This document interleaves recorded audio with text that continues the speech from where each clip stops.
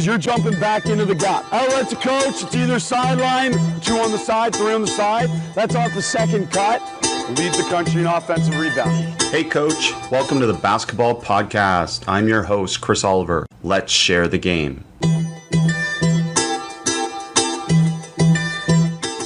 Welcome to the Basketball Podcast. Today we have Brian Adams. Brian has been a long-time basketball coach at both the collegiate level and the NBA level, and currently the head coach of the Agua Caliente Clippers, and has been a Clippers assistant as well. And Brian, welcome to the podcast, first of all. Thanks for having me, Chris. It's great to be here, and thank you. I'm looking forward to chatting it up with you here. Well, an extensive background and great example of a pathway for coaches that aspire to do what you do. And let's talk first about some of the advantages of coming up through the video room like you've done. It's a huge, huge part of kind of who I am and how I got to where I am now, and something I always lean on. It was great when I got done with a basketball operations internship with the Knicks. I got a video coordinating internship with the Celtics, and I was able to kind of be the intern there all year. And I always like to say it was kind of before the Spoelstra boom, because he wasn't a head coach yet. So nobody kind of knew what the video room was at that point. So I was able to get in. I don't want to ever say easy, because it was still hard to get in back then, but it wasn't like now where I feel like video rooms have 1 million people and 1 million interns, and it's a tough business to crack into. So I was essentially the assistant video coordinator for the Celtics for a year, but doing it as an intern. So that was a great experience, and it was awesome, Well, it certainly seems to be one of the best pathways nowadays. I mean, there's certainly so much value put in the video room. And then, I can't tell you how many coaches I've met recently, especially on the younger side, who have come up through the video room. So definitely advantages in terms of that too. I always kind of compare it to back when, and I wasn't good at Spanish in high school, but that was the language I took. And they always said if you really wanted to get good at a language, you have to go live in Mexico or Spain or somewhere and just kind of force yourself to be fluent in the language. And the video room is kind of, it's a way to kind of become fluent in the language of basketball, as far as just seeing so many concepts every day and like just learning schemes and littlest nuances, and then just kind of building your bank of knowledge and kind of having a great base of kind of what you see system wise and whatnot. So when you see things, kind of, you can help players and comment on them based on kind of the knowledge you've accumulated. But at the same time, though, it's important to know, because I learned this when I was at Harvard, was my first actual coaching job. It's awesome to have a bunch of knowledge and feel like you know a lot of stuff, but to then apply it and teach it to guys is a whole nother ballgame. So that, that's definitely the progression of your development, taking the knowledge and figuring out how the heck you're going to coach it to guys. There's no question. The application is the most important part, and the practical application, which brings us to this, which is, I think, an outstanding topic. And I know it's a great timing for so many coaches. And that's basically how to plan for your training camp, how to plan for your season. And the technical term in sports science is periodization, which if you talk about it in its simplest form, that's basically planning. And it's planning with a purpose to give your team the best possible opportunity to do well. So, Brian, let's talk about, you're coming up to your training camp with the G League team. So what are some of the first things that you touch on in terms of preparing for this training camp? It's cool for me because I'm going into my second year. I'd say last year I probably over prepared, and it like on some stuff, I was worried about even where I was going to do my dry cleaning on game days. I was preparing for that. But this year it's a little bit of a relief to kind of have a plan and a way of kind of going about things. So what I kind of like to do is just break it down to areas and offense, and kind of what we're running and kind of nuances that are going to go into that. And obviously with a base on what the Clippers are doing, our overall defense and kind of the concepts that go into that, whether it's transition defense, help defense, pick and roll defense. And then within offense and defense, I like to do another category called concepts. And it's just kind of like, if you had offense, it's kind of offense versus different things, maybe offense versus switching, offenses versus blitzing. Defensively, it might be kind of defending some real specific type of actions and kind of some concepts that I'm going to try to incorporate, whether it's nail help and whatnot. And from there, you got offense, defense, the concepts.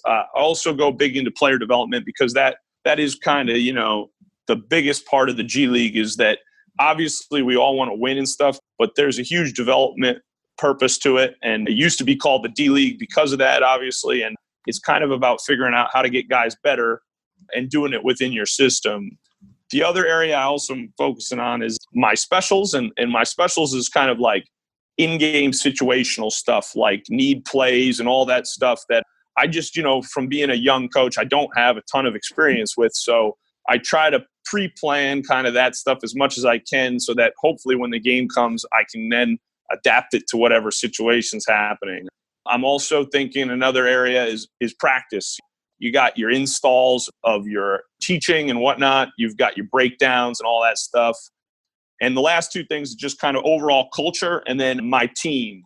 And with my team, it could be anything from like film of guys I'm going to have so that I can kind of get an idea of maybe the best ways to incorporate them and what I'm trying to do and also play to their strengths. And then also just simply like communication because, the player relationship thing is great. And it kind of goes back to my last one with culture and stuff. And I'm trying to balance that line of being friendly, but also building a relationship, but then accountability and stuff. It's great stuff and tons of depth there to dive into. And let's start with the obvious question, which is, do you have to run what the Clippers run? Because the challenge is you don't have the same players, but you want those two-way guys to be prepared when they do go up. But on your team, those guys are in different roles, right? Those guys are primary guys for you, but with the Clippers, they're role players. No, that's always the challenge of the G League, but it's a great challenge. And so, yeah, the kind of goal is always to run kind of what the Clippers run and kind of create a, simplified system of what Doc's doing. But with that said, like Doc, I've been with Doc, since the Boston days and stuff. So if I was to go anywhere from here, obviously, like I think I would take a lot of his system anyway. So it's a good problem to have for me. But with that, they're also going to allow me to kind of have some freedom and run some specific stuff for some guys in order to put them in ways to score. And the cool thing about Doc is that he's always been a coach that's created a great way of playing and then also had his kind of specialty sets for the personnel he has. In Boston, it was the big three, Garnett, Allen, and Pierce. And we had a way of playing and we ran and we had multiple pick and rolls and whatnot. But at the same time, we had our go-to post sets for Garnett. We had our go-to isolations and pick and roll sets for Pierce and our catch and shoot actions for Ray. And so that's kind of just, for me, kind of find the way Doc wants to play, adapt it to my players. And at the same time, I actually have a great, huge playbook to run that Doc has done over the years. And they're fine if, like, perfect example, I had Angel Delgado and Jonathan Motley were my two-ways last year. And I ran a lot of just Doc's basic actions for Garnett to get those guys in the post. And, at the time, the Clippers, besides some actions for Montrez in the post, weren't doing a ton of post-ups. Well, it's interesting. And I guess the other part of that is, do you either mandated from them or from you, do you have room to experiment? Because that's the other part that I would think there's value to the G League is that if they have an idea or you have an idea, that's the place to experiment and say, hey, would this work? And is there that experimentation? Oh, yeah, 100%. And I think that's a good challenge. Kind of, Doc's actually mentioned that to me. That's a good challenge that I have to do because naturally just I'm a little conservative as a coach. So kind of trying to mix in different things. And this year, kind of second year where I kind of know what the G League is all about, I think I'll be a little more into kind of mixing some things in there and trying some things, whether it might even just be something as simple as doing it in practice, and seeing if I kind of like it and carrying it over to games and taking a concept and kind of working with it, and just things. So it's definitely allowed and it's definitely something I'm looking to try to do more of, Back to this planning piece then, a huge part of periodization and planning is team-wide collaboration. And can you talk to the different people that you connect with in this planning process that help you plan for the season? Because it goes beyond just Doc and the staff with the Clippers. It goes to your sports and condition, your sports scientist specialist, your travel specialist, like all the different people that you have. Can you talk to that a little bit? Yeah, 100%. And that's the cool thing is there's a lot of people involved. And so you got to be organized and on top of it. So you have, I think one thing to not get forgotten and just there's like you mentioned sports science, but just even before we get to that is it's just simply like the operations standpoint of everything. Matt Morales is he kind of runs all our operations with the G League team. D Brown is my general manager of the D League team. And like just being tight with those guys on like day-to-day stuff, because if you think you're going to practice at 6 and you never told them to schedule the practice, you're going to show up without a gym or something, because those are the challenges of the G League. With that said, You do have the exercise science part. For us in the G League, though, it just starts at your simplest level, just with my head trainer and my strength and conditioning coach, and just kind of being tight with those guys as far as how much time they need before practice, after practice, developing a plan that is kind of great for keeping guys healthy throughout the year and how we're going to schedule lifts and whatnot. And then we do include from the big team, and we're going to do more of it this year, the exercise science component as far as like load management goes, and, the chips and all that stuff as far as monitoring, kind of how many game minutes our guys are getting in practice, and helping us kind of determine how we're going to plan practice throughout the week, or when we should take an off day, etc. Wearable technology is kind of what you're referring to with the chip. Is that what you're saying? Yeah. No, I don't want to say the wrong thing, but I think it's called I forget what it's called there. But well, that's fine. The point is this is a method of monitoring workload, and that has been obviously incredibly popular over the last little while. And can you speak a little bit about what you do with that data? It's good because they basically do what's called load reports. So at the end of every practice, you kind of get a list of how much a guy worked that practice, and it's translated into game minutes. So, you may have scrimmaged for 30 minutes, but, a few of your guys only got, because they didn't get as many reps or whatever, they only got around 4 minutes of game action technically. So those guys, maybe they're going to do extra conditioning, or maybe if they want to come back and shoot and get a little more of an intense workout in later, you can do that. But then you have maybe your guys playing the heaviest minutes might have, almost a full game's worth of load within a practice. On top of that, you have games coming up. So, that's kind of how you balance. Hey, maybe they need a little more time off the next day. Maybe we need to make sure we need to get a sub on their team in practice. Or, coming out of a game, you have actual loads from the game minutes. It's determining whether the next day is going to be kind of something lighter, or, you're going to go full bore with a regular practice. Well, it's a great breakdown for coaches to understand. And again, it's not just physical, it's emotional as well, especially when you factor in some of your travel.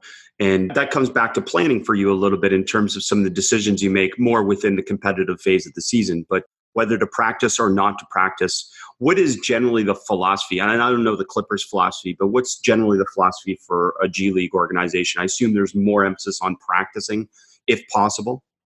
With our 50-game season, you have some spurts where it kind of mirrors the NBA with, 3 games in 4 nights or a back-to-back. But at the same time, you also have some bigger gaps, And that was a good experience for me to go through this year. Eugene Burroughs is on my staff. He had been he was Philadelphia's G League coach. So he helped me manage that a lot. And it's the littlest thing as far as like when you have a huge gap between games, as a coach, you want to kind of utilize all those days, but mixing in some off time, as well as knowing that maybe with 4 days to practice going into a game, the first practice of those 4 days, it might not be worth going full bore, maybe making it more of a development day and stuff, because if you go full bore by the time you get to, the eve of the game, the guys might be burnt out and whatnot. And then the other huge thing that you mentioned on that's huge in the G League is the travel. And, listen, we're spoiled in the NBA. We travel private, and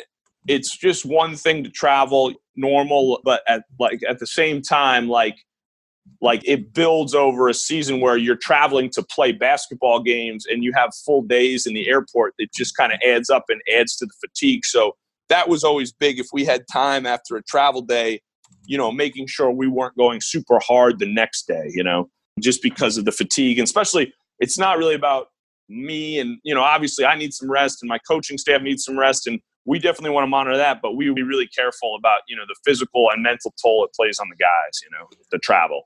Well, and I know as soon as we brought up this topic, I knew I was going to go a lot of places, but circling back to getting ready for training camp, a question, again, a lot of high school coaches, AAU coaches would face this challenge too. It's like, how much conditioning do you incorporate within practice or outside of practice?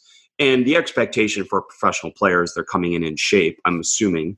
But still, the question becomes for you, some of your players will have come back from the Clippers training camp, and some of your players won't have been at the Clippers training camp. So how do you approach conditioning? Is there an approach to conditioning?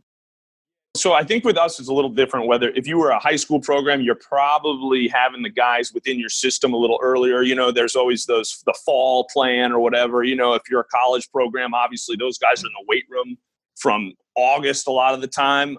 With the G League, it's a little different. So yeah, like you mentioned it. So we're obviously the two ways are going to come in just in great shape from the big team because they're just literally going to be within that system. You have some guys that came to training camp with us that then have had a few weeks off, maybe a week or two. So those guys you're hoping are in decent shape, but you still have to be careful. And then, you're basically getting a bunch of guys that they can tell you obviously they're in great shape, but you won't know until you actually hit the floor. So, assessments from your trainers, because it's quick. They get in, literally they get in 2 to 3 days before we start. They get in. So, the whole training staff will assess them, kind of give a baseline of where their bodies are at, give me a recommendation. But we will go pretty hard at first and kind of gauge everybody's body from there and then kind of determine it. So it's a little different than, say, all these other areas, college, high school, NBA, where the guys have already kind of been there. So you've got a real good pulse of kind of where they're at. Now, into your specific planning, there's team plans, there's individual plans, but let's start with the culture piece, because the challenge, I imagine, for you is to create a culture where players, let's say it essentially, I can say this, they don't want to be there. They'd rather be in the NBA, but they know this is part of their process. And you have to balance that as part of their mindset. So how challenging is it to build culture in this type of environment?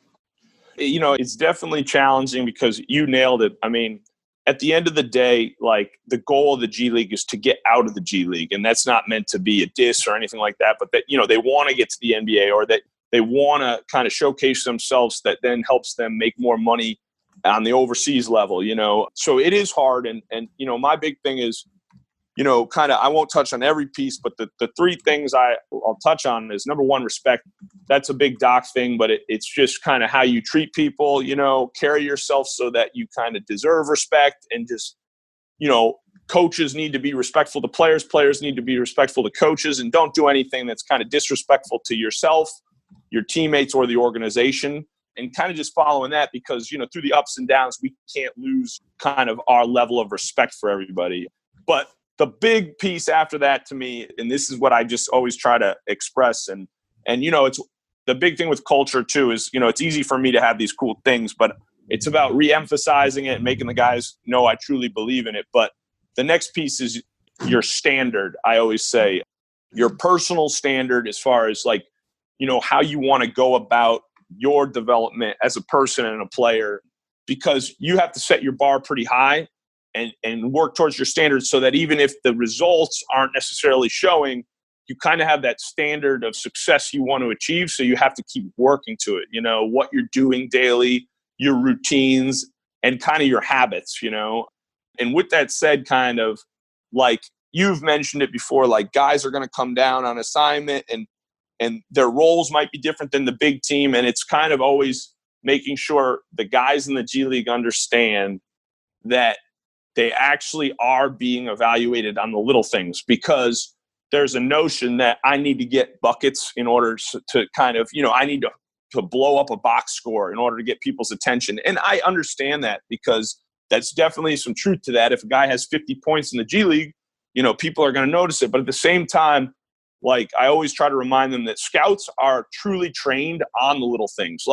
You talk to one scout, that the nuances and details they'll go into about somebody's defense at the NBA level, it's very, very in depth. So just trying to get my guys to understand that, a 4-minute clip off the bench where you turn the ball handler 3 times, bringing it up the floor, have a great help position, and then knock down 2 open corner threes, that might be more valuable in a lot of scouts' eyes than getting 15 to 25 points that night, because that scout might see that and say, you know what, that translates to my NBA team. Because it's very rare that a G League guy is going to go to the NBA and immediately be a star. I mean, the hope is that everyone keeps developing and becomes, legitimate factors on their team, but they're going to be role players, and they're going to need to, be the glue guys and fill a hole. And so just convincing them constantly that that's that. And it's not easy. It's hard, but you got to just keep letting them know and show them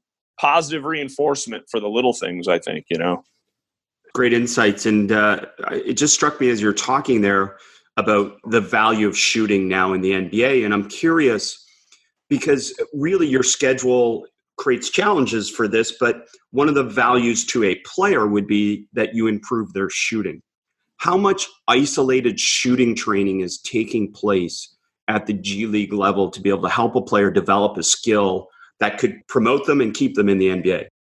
That's a great question. And I think it's actually an area I want to even emphasize more, because I definitely feel like just seeing some of the guys I'll have this year, like the ability to kind of up that consistency of their jump shot as far as specifically spotting up from the 3-point line, because that's just going to open up so much more stuff for them. That's going to be vital. So, in the past, obviously, we've done a ton of pre-practice shooting, whether it's in an individual setting or a pre-practice kind of group setting. Within practice, we're definitely working in team shooting drills. And then sometimes, every breakdown drill that's offensive usually has shots involved. And then post-practice, we're doing a lot. But what I think this season, I'd like to try to find ways to incorporate even more shooting. And then, the more we can kind of talk about how much shots we're getting, the more mentally, because the mental side plays a huge factor in your shot going in, because it's confidence, So kind of really up the volume of shots we're getting and make sure guys understand that we're getting a lot of shots so that it can go. And then the other area I definitely want to do more of is, have a few baseline drills. So it'll just be very simple. Like maybe it's a certain number of spot up threes around the key. Maybe it's a certain amount of on the move, and kind of doing similar drills, not all the time so that they get repetitive and tired and play the drill, but so that you have a baseline to kind of gauge improvement in the drill setting. And then obviously within games, you're going to have your shooting percentage and everything, you're doing. But definitely incorporating more shooting is something going into this season as I prepare, and it's something I really want to do. So I'm glad you brought it up. Yeah, no, it's a fascinating piece. And you would think, again, about development, like shooting coaches and different things like that should be involved at the G League level to a certain extent. But again, it's where do we direct our resources to make the maximum improvement for the players that are going to actually impact the big club? And that's a challenge, right? Because some of these players will ultimately not impact the big club ever.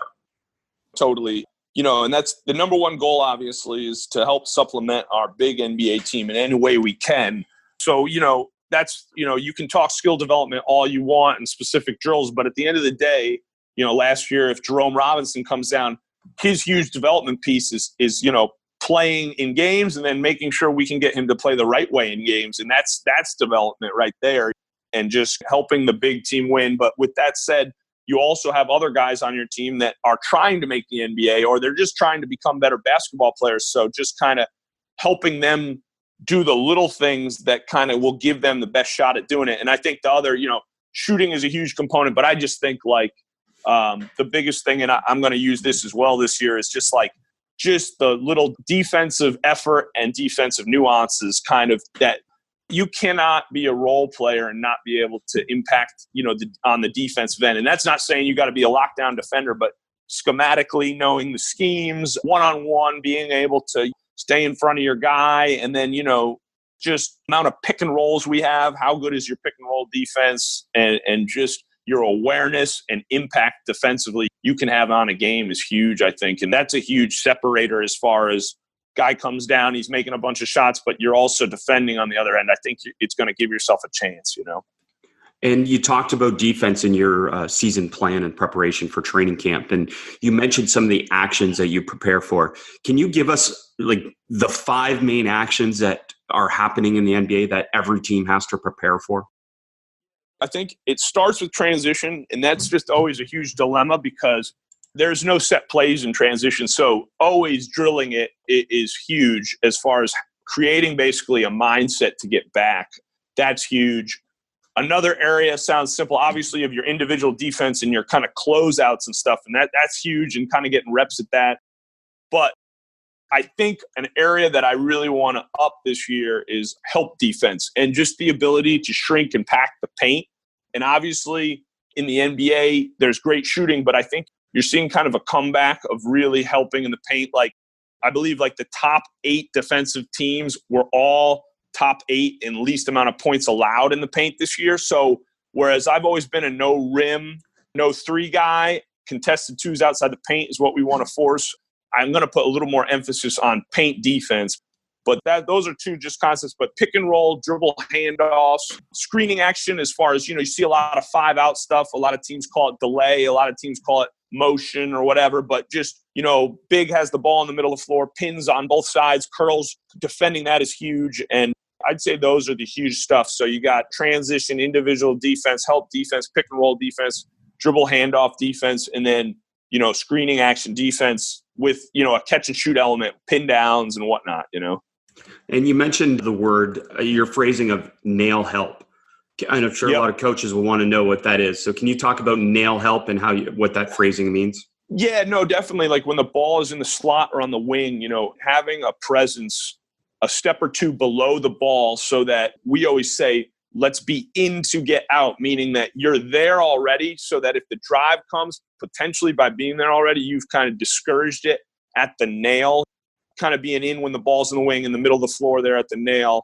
And then if the ball is kicked out, you recover out, and it's just, I want to make that a little more of a constant where if you're doing, a great way to teach defense is film review, meaning like you're breaking down live play afterwards and kind of showing people where they're doing good and where they're doing bad. And just one thing is if the ball's in the wing or the slot, just having a presence in to get out at that nail so that maybe the drive never happens simply because they see a man there. So basketball split-second decisions. So if you see that, potentially the drive never happens simply because you were there versus, say, hugging your man, ball drives middle, you run to the nail, but you're too late. Maybe you even stop the drive, but then they kick it out to your guy and you have no chance of it, if that makes sense. Totally. And, it's one of the challenges that because we're protecting the three-point line so much at your level that there's a tendency to give up layups. And I think sometimes people get frustrated, say, oh, they're giving up layups. We don't give up layups in high school. But, the emphasis is completely different because there's 5 players spaced and shooting threes and the value of the three and all that stuff. So, how do you deal with that?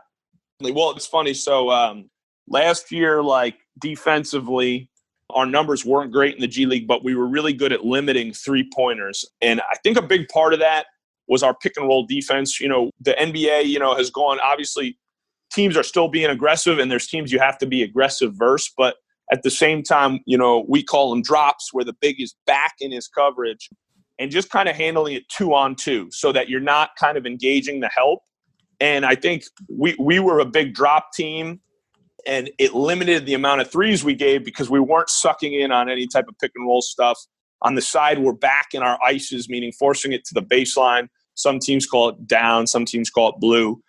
So I think my biggest transition from that is that maybe in emphasizing 2-on-2 pick and roll so much, I kind of let the other stuff slip and didn't have enough focus on keeping the ball out of the paint in every situation. So I think I'd still like this year to kind of keep it 2-on-2 and limit threes when we're in pick and roll situations. But every other situation is simply guard your man, and behind it, we have to be in our shrink spots and we have to protect the paint. And it's just got to be a huge emphasis of just kind of not allowing as much initial penetration that can break your defense down. Well, I love the self-analysis and reflection that you've obviously gone through in this. But, in your defense, what does the data say? How many more ball screens per possession do you play against compared to any other action in set half-court offense? Oh, yeah. I think I'm not sure the specific stat, but I think it's around 70% of what we're going against is going to be right. Is going to be ball screens. The only outlier that has always been the last few years in the NBA is, Golden State, you think, because you see Curry, they've always been a real low pick and rolls per game team. They're more post-ups and screening action, obviously. But besides them, because a dribble handoff essentially is very similar to pick and rolls. So if you combine dribble handoffs with pick and rolls, I feel like it's 80% of the actions in the half court you're going against is going to lead to eventually a pick and roll or a dribble handoff. Well, and we've seen a rise in dribble handoffs, I'm assuming, according to the data that over the last few years too. And that's a great teaching point for coaches too, especially when they have minimal time to be able to maximize their teaching on defense. And to a certain extent, can we treat dribble handoffs and ball screen philosophically the same defensively in terms of this drop coverage you're talking about? Yeah, you can to an extent. However, it depends on your philosophy of how you want to guard the big who's giving the handoff, because, if you believe in ball pressure, he's going to have to go from a ball pressure position to back to a drop, which is totally doable. And that's essentially what we do. But it is a little different, obviously. And then there's the fact that, the big has the ball, so there's always the potential of a keep. So, you can't just simply sell out to being in coverage on what you think is going to be the guard or the perimeter coming off, because the big has the ball versus a screen, obviously, where you can kind of get down to your ice or you can get to your drop right away and be there early. It's a little different, but it's we use the same principles as far as like being back, keeping it 2-on-2 into the ball. And then there's an element with the DHO of the perimeter trying to potentially blow it up, or going under just like a pick and roll. But you can't, I guess you could technically blow up a pick and roll, and you see it more with a superior like Avery Bradley back, when he was killing it defensively, or Marcus Smart. Those guys can just get into the ball so much they blow up a pick and roll, but you rarely see that. Whereas a DHO, if you're locked into that guy with your inside hand there, you can kind of have a chance to blow that thing up, Well, I'm glad you mentioned that, because that was another one of my questions, which is like leading into your season plan, teaching players on the ball defensively what to do versus the pick and roll ball handler. Because I think coaches struggle with this at all levels, what to actually teach. What are we teaching so they don't get rejected, that they can play the ball screen the way that you want to play it? Because essentially they're playing the ball screen one-on-one with a drop coverage from the big, right? No, exactly. So if you believe – so number one, it starts with your initial on the ball, just guarding your man. We've gone a little more square versus no middle, but not to say we want to give up middle drives. It's just simply that before the screen or anything comes – sometimes no middle gets you a little exaggerated and you just give up kind of a quick baseline drive or whatever. But anyways, as number one, the talk has got to come from the bigs. It's got to be early, loud, and continuous, because if the big screen could be coming, the big could be in the best coverage ever. But if he hasn't announced it to the guard, more the perimeter, there's no chance. So, it starts with the bigs, early, loud, and continuous talk. The guard needs to know what that command means. Maybe it's a high pick and roll and you hear weak, which, for us, it means he's sending it to the player's weak hand, sending the player's left. So, you're on the ball, you go from a square stance, you jump into the ball, and you have to send it to the screen, okay? You have to send it to the screen. You can't get rejected. But I'm a big believer in kind of getting low into the hip there, and I almost say it's like a lock and trail over the top, because the big is back. So your job as the guard is to get the ball handler inside the 3-point line and then try to square him up. But you can't allow him to reject, and you can't allow him to shoot a three, and that's huge when guarding an elite shooter in the NBA. Obviously, it's a little different if you're mixing in unders, but I still believe if you're going to go under, you want to do it at the point of the screen. So everything should be the same until the actual screen happens. That's when you would go under. And then the big is back, and, he's back. And it's not like when you're in this conservative approach of drops, he's doing nothing. You have to have a presence back there. You have to be poking at the ball. At the same time, you're retreating, because if you step up, the roll's going to get behind. And the whole purpose is to keep things 2-on-2. Guard, keep pursuing. And then you have your late, we call them veers at the rim, where the big would essentially take the driver and the guard would just, barrel into the legs of the big in order to take him off the glass. Great depth there, Coach. Thanks for sharing that. I think that'll be useful for people to understand. And, you talked about the main actions, and, here's the challenge for you as an offensive coach, knowing all the different ball screen coverages you can face. How are you preparing your offense, let's just say in this 2-on-2 situation, to prepare against all these different coverages? Because ultimately, again, most of ball screen stuff comes back to execution of decisions versus what they read and decide. So can you talk about that a little bit in terms of your preparation? Definitely. And it's definitely an area too I want to up this year. So the good thing for me is, because I'm in drops, I feel like my guys will have enough reps against a kind of conservative coverage. So that's going to kind of work itself out. Obviously, you're constantly teaching them, and there's stuff like, for instance, with drops, it's all about engaging the big. If you can engage that big, then the pocket pass, and then, or you're reading the help and the skip pass and whatnot. And obviously, if the big never engages with you, just lay it in, But at the same time, you have, I think, the two biggest things. The number one biggest thing, and it's kind of, I don't want to say stumped everybody, but it's definitely been an effective coverage, is when teams are good at switching, it can stall you out. So, mixing in slips, or whether you want to attack isolations, or if you want to, last year we had we had good bigs, so it was okay to go a little old school and post those mismatches. But what you said is, how am I going to work them in? I think, number one, like, making it known to guys what we want to do versus each specific coverage, talking about it in 5-on-0 skeleton, simply like, hey, let's run a drag, they're switching, slip it, and play from there. And then lastly, in kind of our breakdown work, like, I want to do a lot of 3-on-0, 2-on-0, 4-on-0 pick and rolls, and you have the coaches involved, and maybe you're working on a blitz. Coaches are blitzing the players.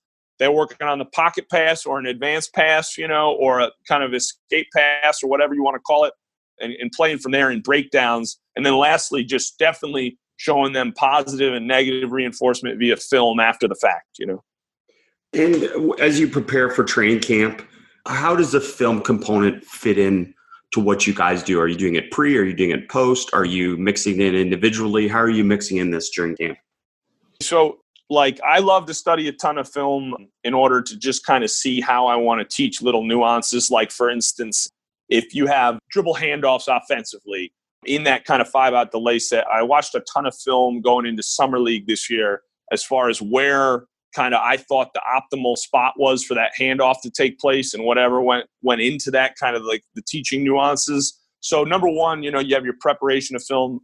When you get into camp, I do like to show a few quick hitting examples of something big if it's a point I want to nail through. Like, it might be handling the pick and roll 2-on-2. We might just kind of do a little pre-practice, do a walkthrough, but maybe before that walkthrough, quick hit on, say, hey, here's 3 great examples of a high pick and roll 2-on-2, guards into the ball, bigs back with presence.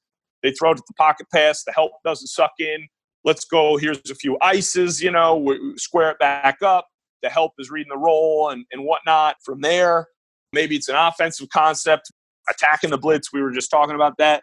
Boom, you're out. You can't go too long. Obviously, guys will stiffen up, and you don't want to kill all the warm up and whatever you've done pre-practice. And then from there, you're doing it. And then, anytime you go live and practice, especially early on in training camp, that is essentially your film you have to kind of teach your team and correct your team and give them positive reinforcement on things to kind of nail home how you're going to play. So using a ton of live film in order to make the points you feel necessary for your team to grow. And then once games start rolling, obviously game film is huge, and just, trying not to do, I like to be short and sweet. At the same time, every now and then, depending on where your team's at or how they're playing, maybe you do have to mix in a little more film kind of before practice in order to kind of nail home a point, Yeah, good stuff. And again, coming, I guess, full circle now to 5-on-5, and you talked about practice installs of, the Clippers' philosophy, their system, and then your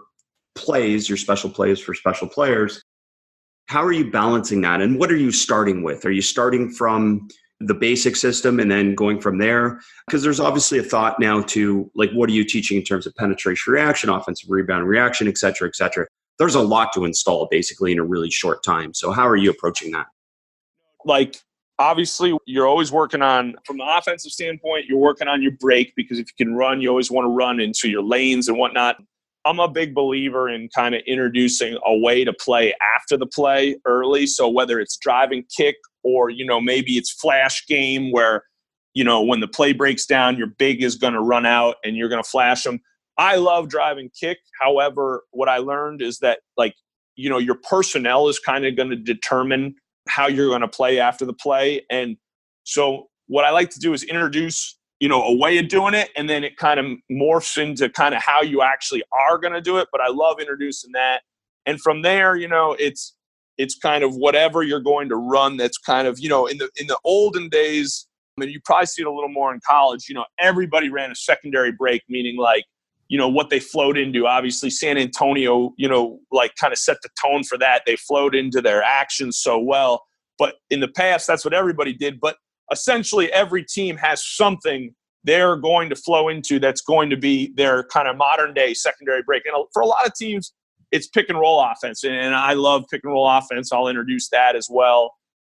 And then it's after that you're mixing in set plays as you go, that can kind of, when there's a dead ball or after free throw, or simply just, I run a ton of angle pick and roll, where you you bring it up and you get your best player in angle pick and roll and you play from there. But, that's just a simple set you can incorporate throughout the first week of camp.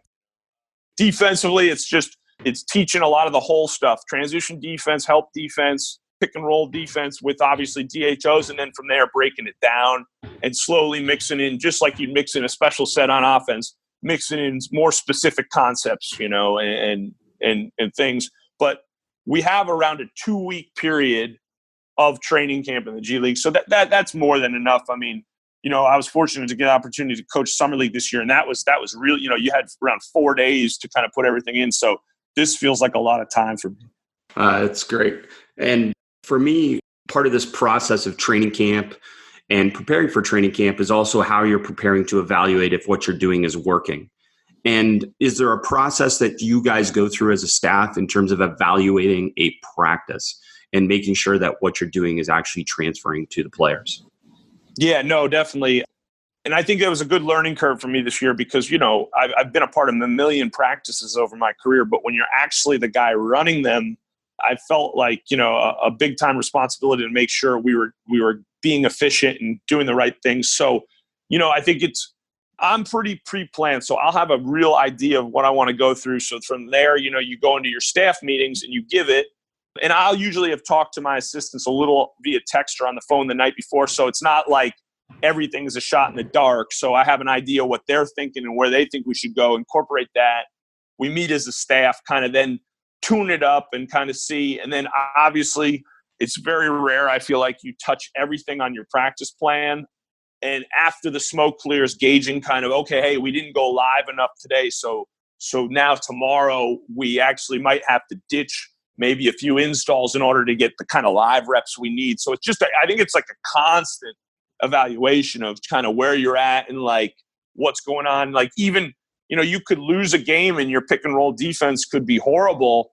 Well, you might not be able to go live the next day via your schedule or something. So it might just be simple as showing the film and doing some almost like shoot around / walkthrough type breakdowns, or maybe you have 3 days off and, you can bring them in and go really hard and simply scrimmage in the half court and drill your pick and roll defense. So I think it's just a constant feedback and evaluation with your assistants, your staff, even the players, open, transparent talks with them and engage, listen, obviously, get their feelings. It doesn't mean you're necessarily going to have to, do what they want. But if a guy's telling you they're so tired of doing drills, I mean, it's not bad to listen to them sometimes and incorporate that. And I think that's always a balance of how much live stuff and breakdowns, you're doing. No, it's a great point to obviously be able to solicit feedback, not just from your coaches, but from your staff and from your players as well. Lots of people that have played a lot of basketball and a lot of experience with the game. So really good stuff. Coach, in the NBA, the bottom line is winning. And at the G League level, there's more of a balance between being competitive and obviously you want to win, but the main focus on development. Can you talk about how you work to balance that competitive, trying to win, but overall focusing on development? No, definitely. And I think one thing I do want to make clear with my guys early, because I think it helps in them, I talked about before, always just kind of understanding that the little things might be the thing, get them the call up versus kind of some of the things like scoring a ton of points or whatnot.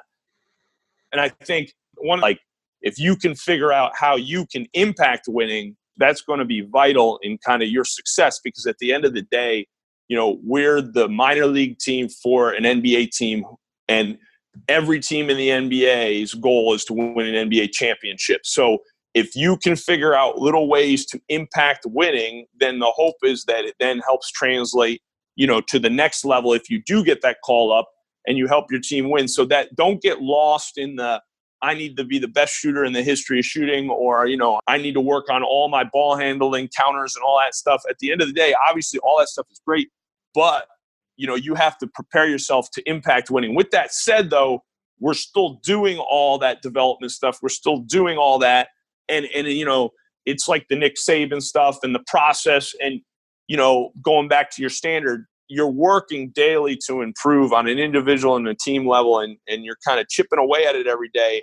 And if you're going about it the right way, the results might not always be what you're looking for, but if you keep doing it in a way that's helping you grow, eventually it's going to pay off, and the results will come, versus kind of, say, getting frustrated by maybe winning not coming, or maybe you're not developing the way you are. As long as your process and kind of your standard and how you're going about your daily habits are good, like, good things will come. It's about staying the course when things are bad and when things are really good, not getting too high, if that makes sense.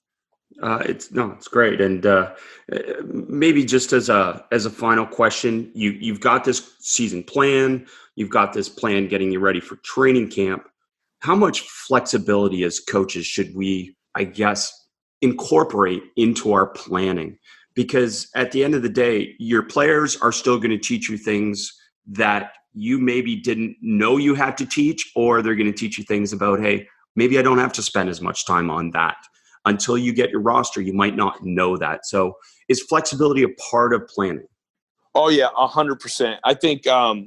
I think what you need to always think is big picture and kind of create your shell of kind of how you want to teach things, what you want to, first of all, what you want to teach, how you want to teach it and whatnot. But you also have to have some things that are musts, meaning like you have to get them in. For instance, like, if a week into it, I haven't done pick and roll defense, we're going to do it the first day. But if I hadn't, obviously, that's not really being flexible to me. That's just being silly. But you have your musts and your definites you have to put in. But from there, just kind of like I was talking about the play after the play, I'd love to do driving kick, but maybe, last year I had two guys that were great in the post, and we actually went a little more old school, and that worked for us though. Or we ended up flashing them big more than I kind of thought I believed in, but you know what? It was the best offense for us. So I think having your shell, having your core stuff you have to get in, but at the same time knowing, just we talked about, daily practice planning and feedback with your players, your staff, and just constantly evaluating where your team's at adds a huge level of flexibility. And you have to be willing to adapt and change your style. And I wouldn't mix in a bunch of different styles for the sake of doing it, but I think just kind of reading the pulse of your team creates how you have to be flexible. Such an important message for coaches, and especially in the modern game when we're dealing with players that are so skilled in so many different ways, that just the flexibility component is obviously such a part of it. So, Coach, I can't thank you enough. Tremendous insights into the process of planning and coaching, certainly at the G League level as well. And I know you'll have a bunch more fans that follow your team this year as well. So thanks for taking the time. No, this was great. I really appreciate it. And thanks for having me. To find out more about Coach and all we spoke about today, please take a look at the show notes for today's episode. I love to share the game and have basketball coaching conversations, so connect with me on social media. You can find all my social media information and all your membership, clinic, and consulting needs at basketballimmersion.com. That concludes today's episode. I know there are so many podcasts out there. Thank you for taking the time to listen to the Basketball Podcast with me, your host, Chris Oliver. Please subscribe and share the podcast with your friends and colleagues so that we can keep bringing you the best of what's out there and share the game.